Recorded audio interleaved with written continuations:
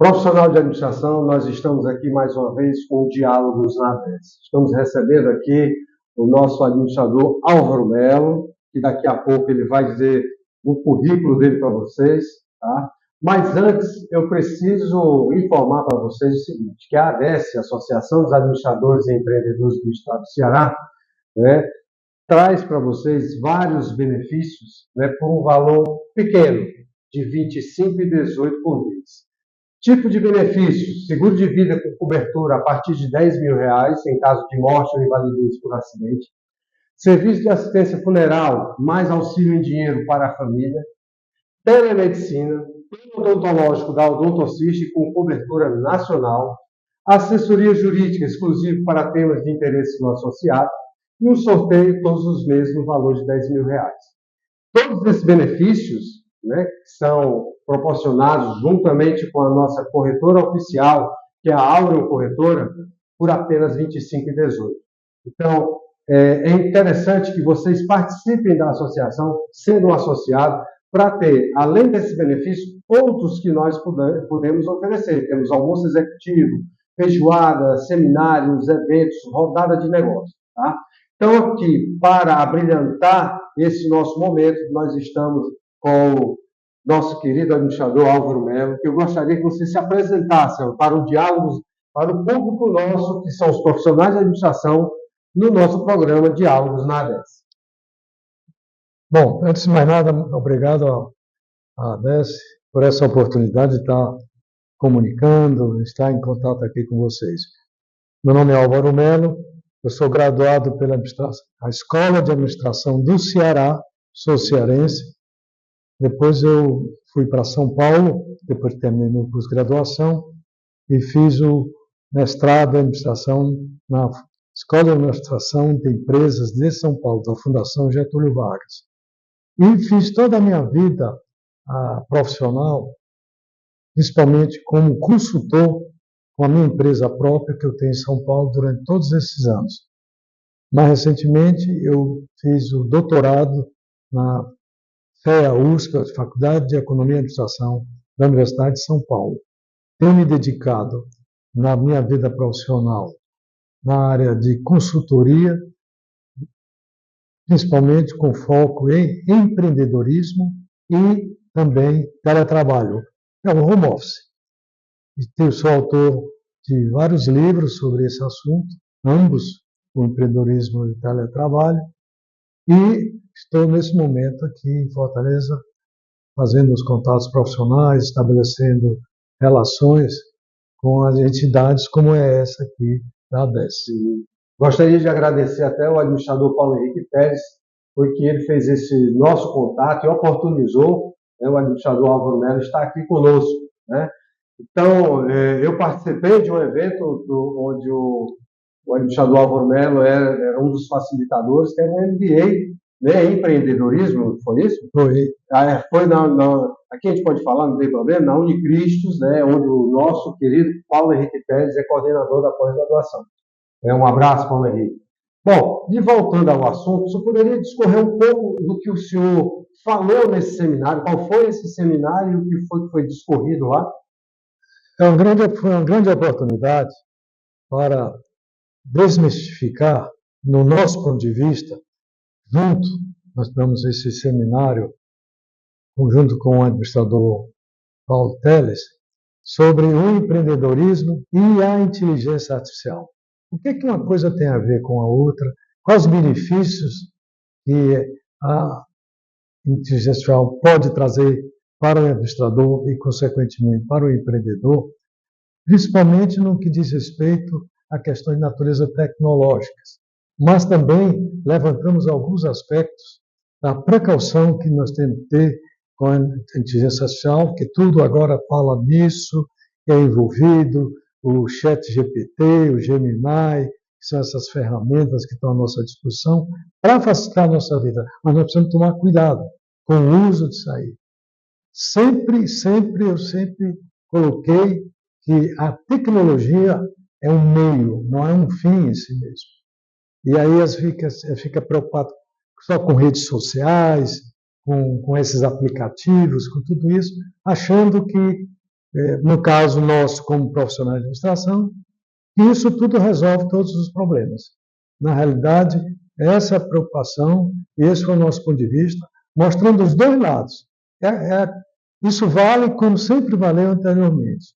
O uso da inteligência artificial, principalmente para o administrador, depende do seu conhecimento, da sua formação, do objetivo que você está utilizando a inteligência artificial, e não simplesmente encarando-a como uma ferramenta que resolve todos os problemas e que o papel do ser humano fica, de certa forma, prejudicado. Não.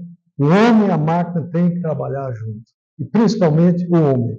As pessoas são fundamentais para se usar bem a inteligência artificial. Essa inteligência artificial há um medo muito grande de que as pessoas vão ser substituídas pelas máquinas, né? E aí qual é essa preocupação, né? Que hoje a inteligência artificial faz tudo para você.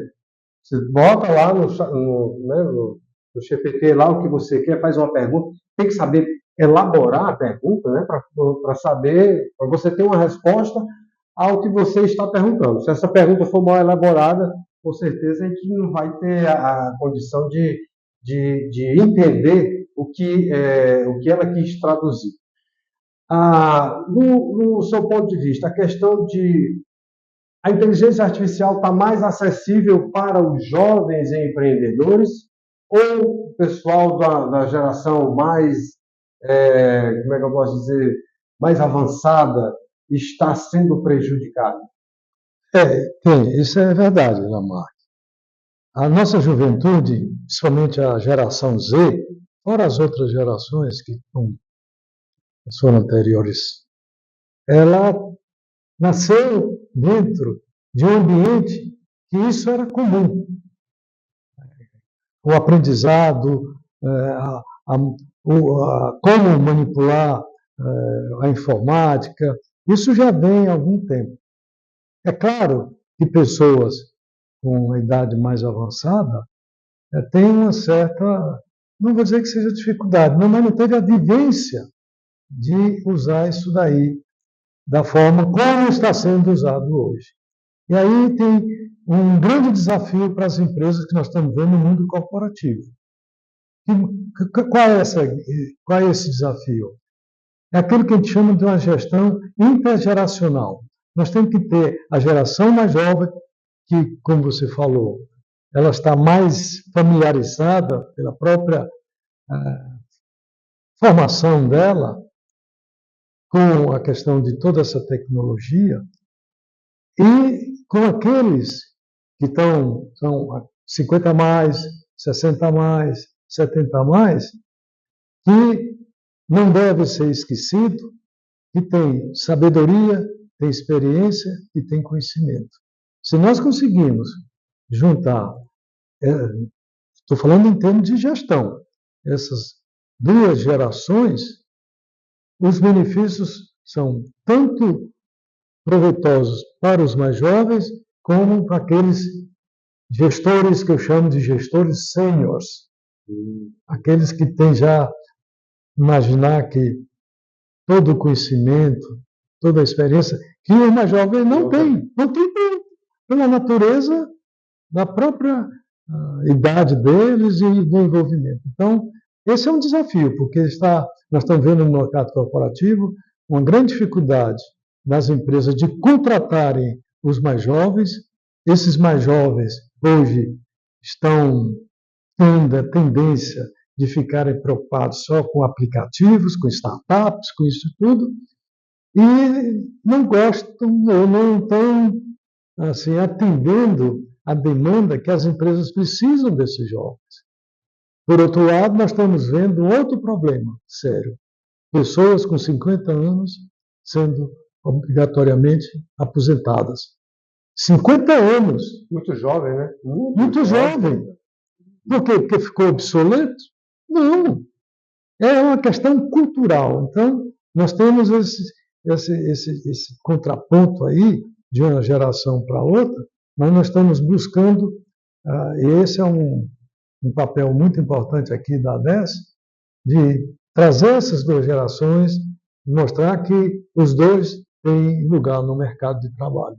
Até a nossa diretoria hoje é muito eclética, né? Eu estou como presidente, mas assim, eu tenho tanto jovens como pessoas com bastante experiência, né?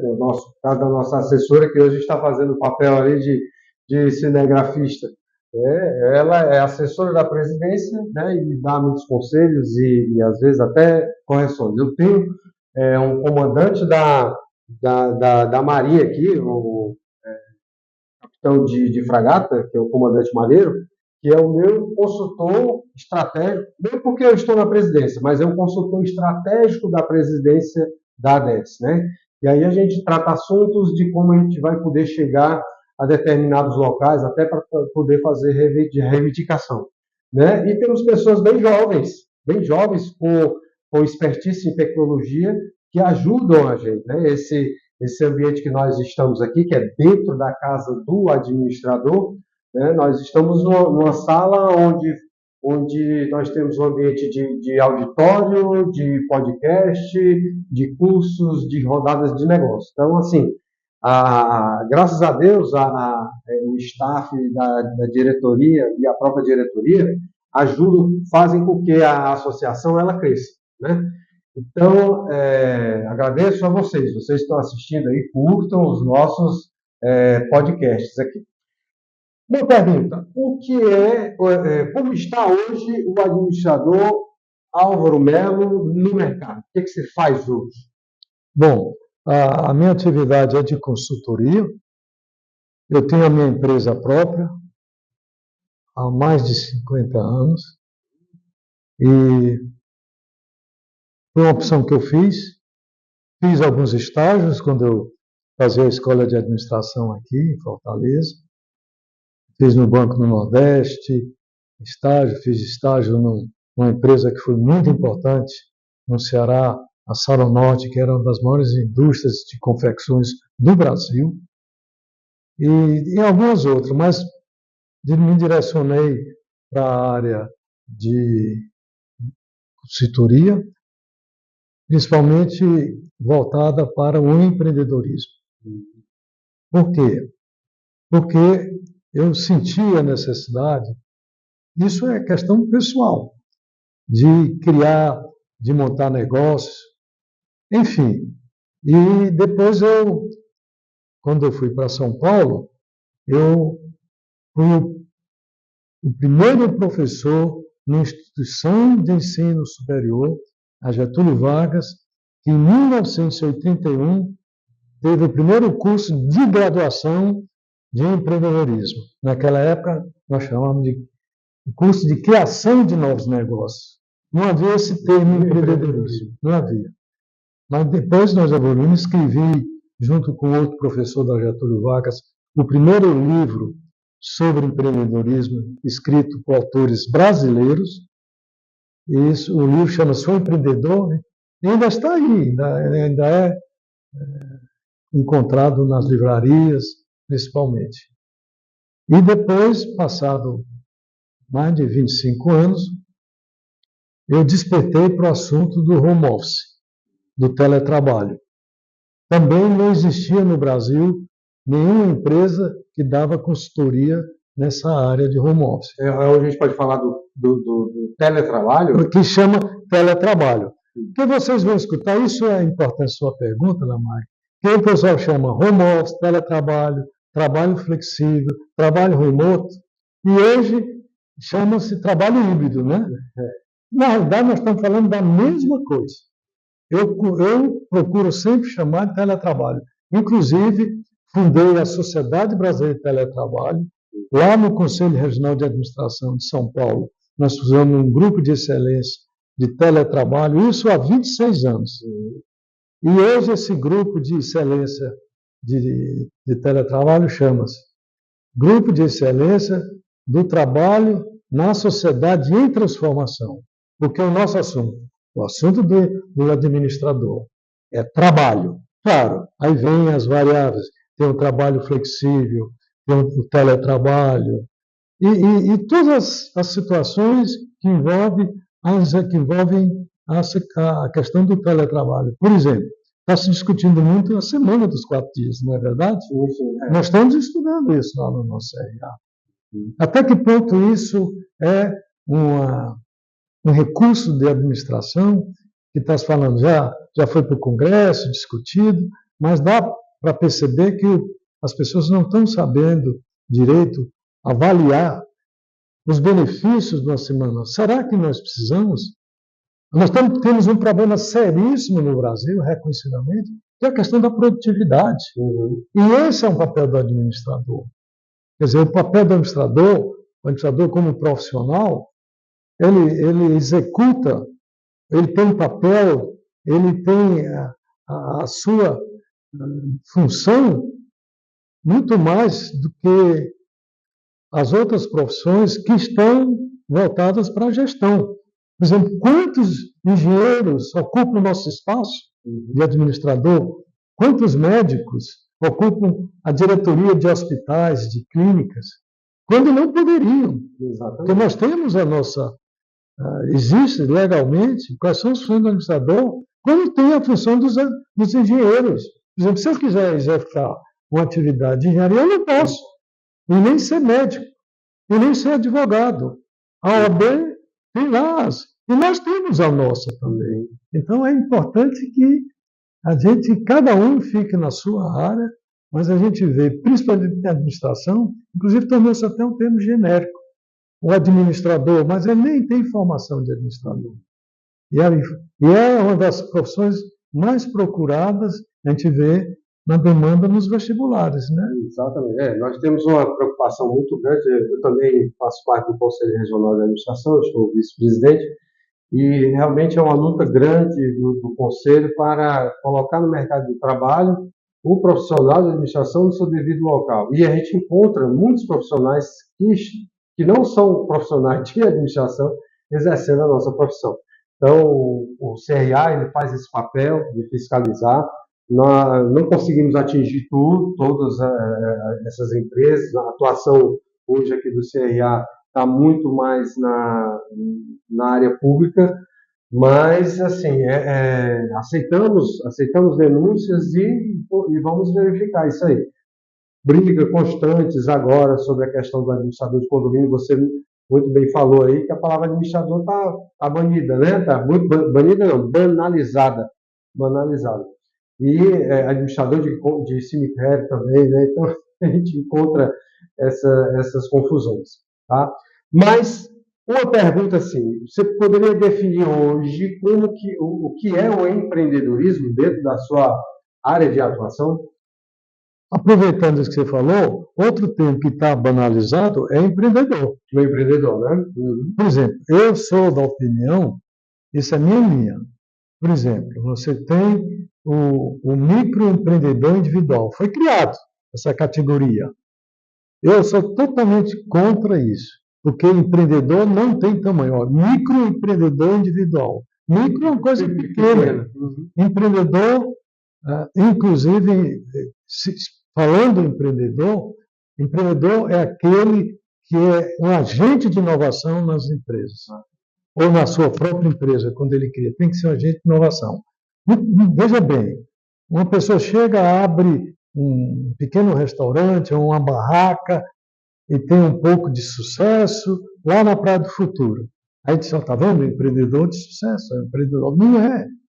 Nós precisamos avaliar o perfil empreendedor. Eu fui um dos primeiros profissionais em São Paulo que participou lá atrás do programa Empretec, aquele programa que forma empreendedores, que nessa época não era do Sebrae. Isso há um tempo atrás. E eu tive a felicidade de ser treinado como instrutor do Empretec para São Paulo, para o programa que existia, né?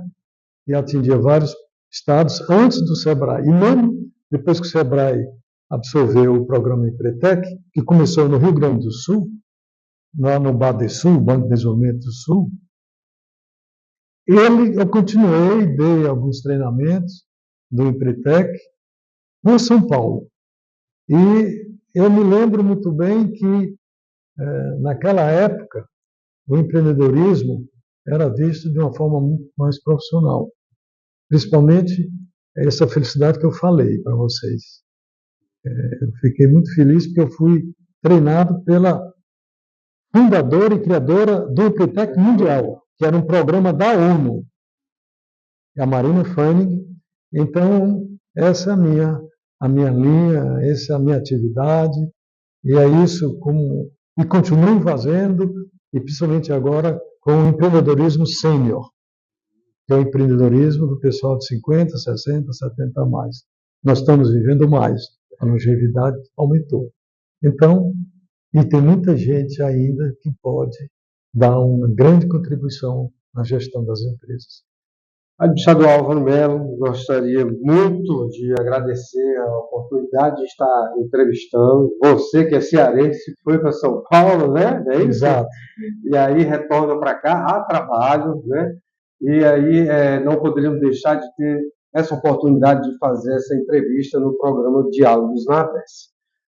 Antes de encerrar, só queria lembrar a você que ainda não é registrado no conselho, na Associação dos Administradores e Empreendedores do Ceará, que faça a sua associação para ter os benefícios de seguro de vida com cobertura a partir de R$10.000, né?